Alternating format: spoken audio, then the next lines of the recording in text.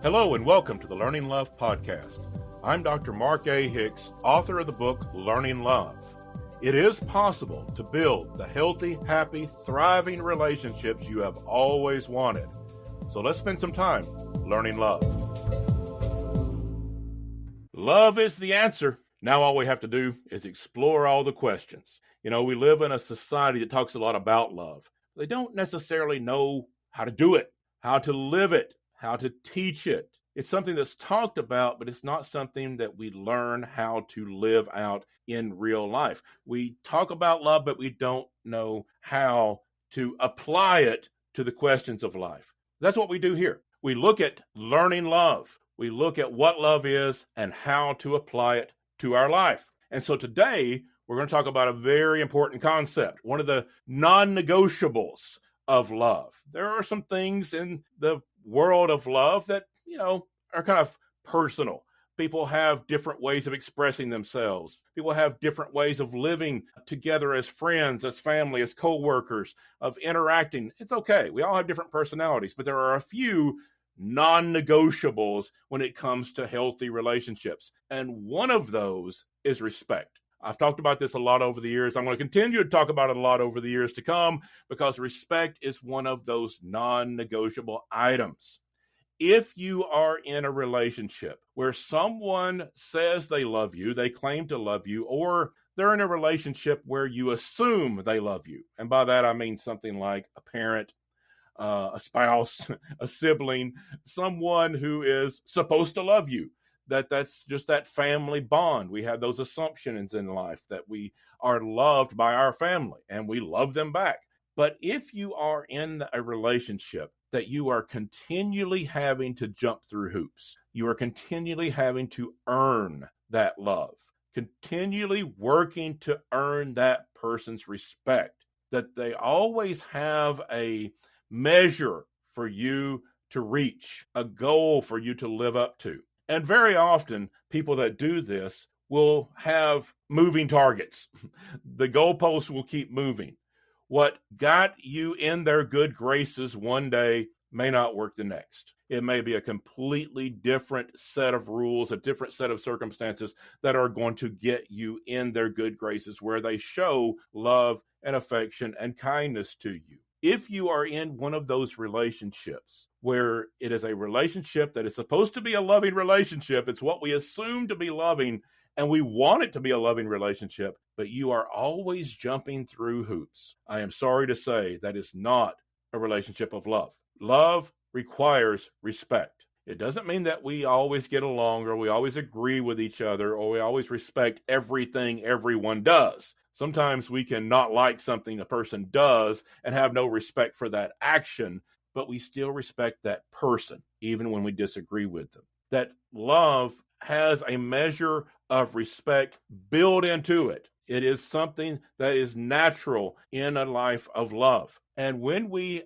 are in a relationship that we are continually trying to earn that, it is not a relationship of love. It is an unhealthy connection. It's an unhealthy relationship, but it's not one that is really based in the true principles of love.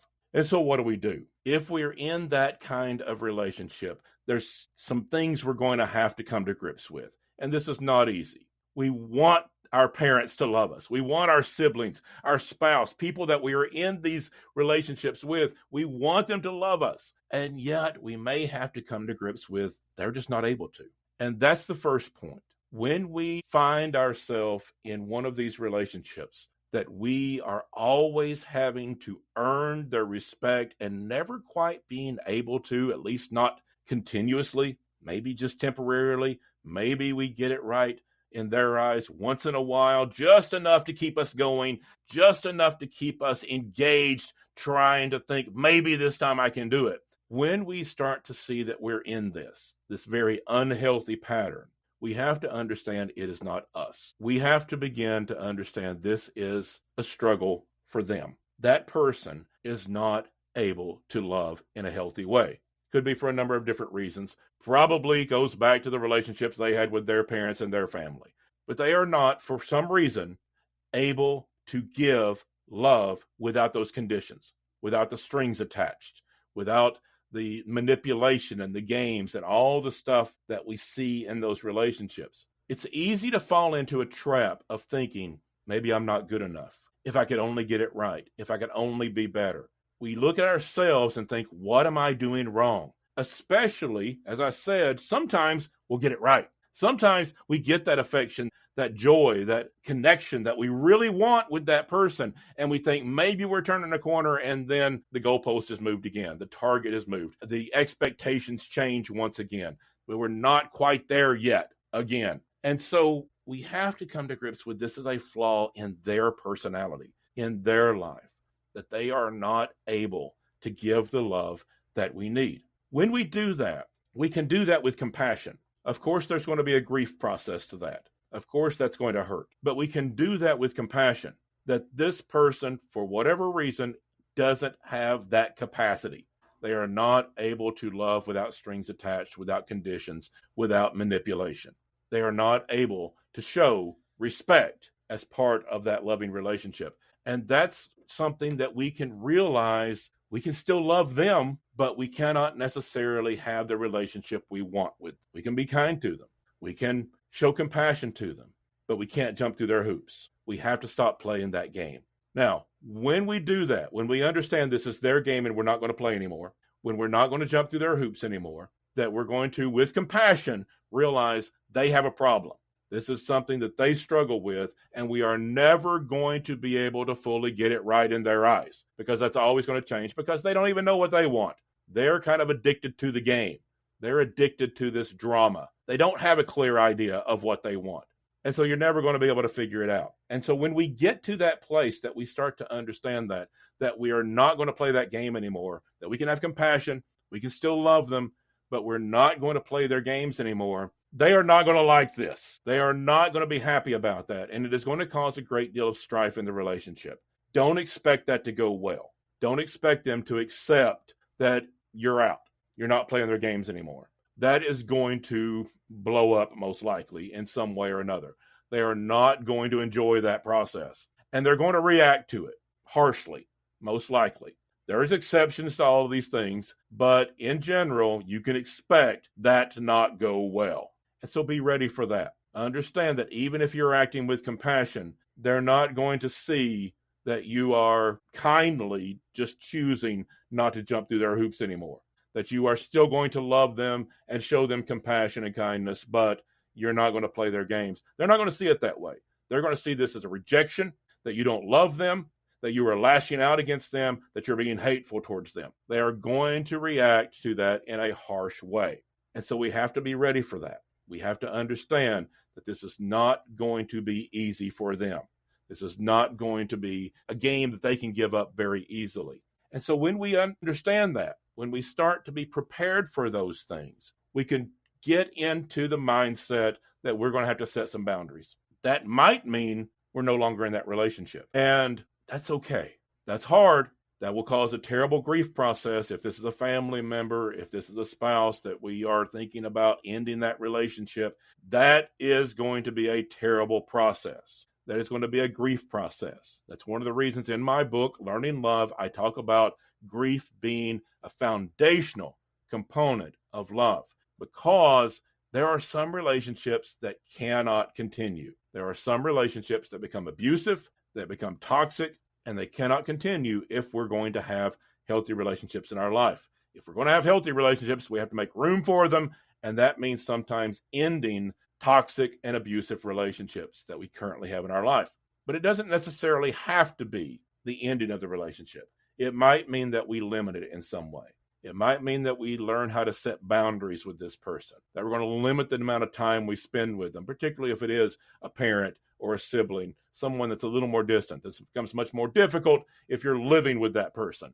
But if it's somebody that's a family member that's more distant, we might be able to set some boundaries there, limit the time with them, limit the exposure they have to us, and set some limits with that relationship. Boundaries become very important with someone that is not going to show you respect. Boundaries become critical when someone doesn't respect you, because you have to be the one to decide, I'm worthy of respect. I am worthy of being treated with respect.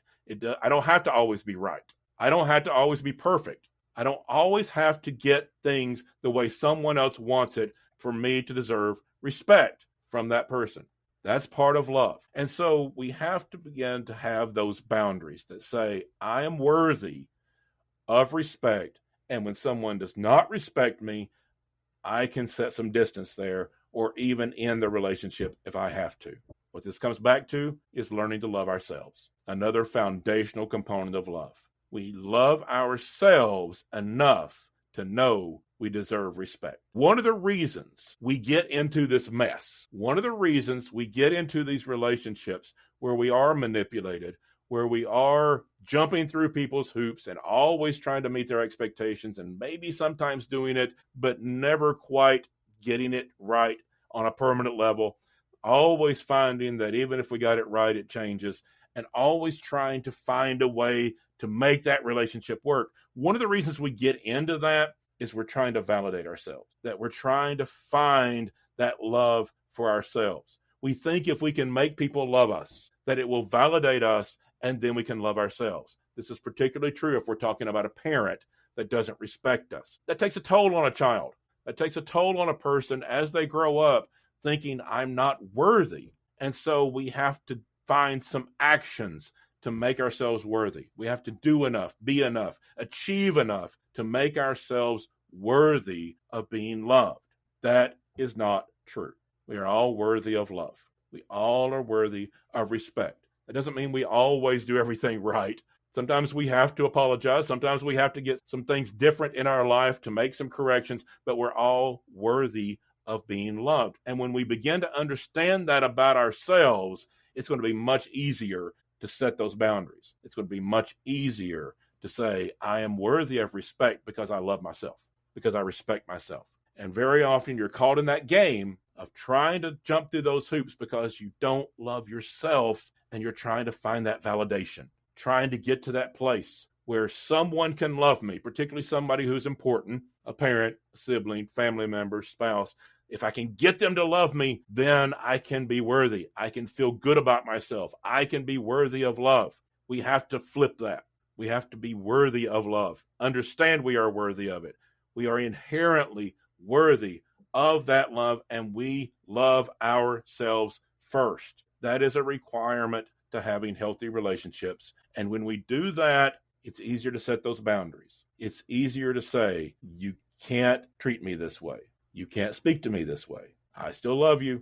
I'm going to have compassion. I'm going to show kindness, but I'm not going to let you walk on me. I'm not going to play games. I'm not going to be manipulated. Those are hard things to do if we have this nagging idea that I've got to find some way to make them love me so I can feel good about myself. When we learn to feel good about ourselves first, these things become much easier. Not easy. Please don't misunderstand what I said. Not easy, but easier. They become more achievable when we love ourselves. So that's a lot. We have to first understand that this is not our problem, it's theirs. If they are manipulating, if they are constantly moving the target, if they're always trying to get us to jump through their hoops, and they have us playing these games of always trying to earn their respect and love, this is a problem that they have, that for some reason they are not giving us the love and respect that we deserve. That's them. We don't have to hate them for it. We can show compassion for them. They have an issue. We have to love ourselves enough to know that we need to be treated with respect, that we deserve respect, even when we make mistakes. We can correct those. We can apologize for those. We can get it right. But we deserve respect even in our flaws if we're in a loving, healthy relationship. And understand when we set those boundaries, that person who's trying to manipulate us is probably not going to enjoy that. It's probably not going to go well. And again, we have to go back to, I respect myself enough to not play these games, to not be manipulated, even if it upsets someone. I'll respect myself enough to set boundaries, to have expectations of how I'm going to be treated, because I love myself enough to be respected. And when I set those boundaries, it may upset someone. That's okay. They can be upset. They can work that out because I have the right to be respected. That's a lot of heavy stuff. That's a lot of heavy lifting to do all these things. And so I'm going to go back to what I always say. Get help for this. If you are in this place, don't try to do that alone. Find a counselor, find a therapist, find a coach, find someone that can help you through this, particularly if you're talking about a spouse or a parent or some very close relationship or a childhood family relationship. These are very heavy things. This is heavy lifting we're talking about in the course of relationships. So find help for that. Don't try to wing it. Don't try to do it alone. And don't just wait till you get so angry and fed up that you just blow up at that person, which is what a lot of people do. Understand there is a process to this. Love yourself first. Understand that person has a problem. That's their problem. Learn to set those boundaries and learn how to deal with the fallout of that. And all that is going to take some help along the way. That's a lot for one person to carry, really too much for one person to carry. So get help with that. But when you do, when you get the help you need and you do these things, you can set yourself up for healthy relationships. Maybe, possibly, that person can see the error of their ways. Maybe when boundaries are set, they don't want to lose you. They don't want to end that relationship. They don't want those boundaries. And so they can see the error of their ways. People can change. It's possible. Doesn't always happen. We can't expect it, but it can happen. But even if we lose that relationship and we have to grieve that loss, we are setting ourselves a place that we can have healthy relationships in our life.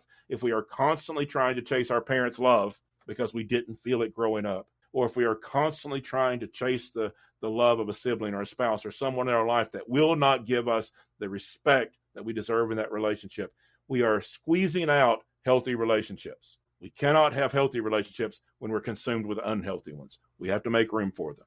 So get the help you need. Find those limits. Find those boundaries. Respect yourself enough to expect to be respected.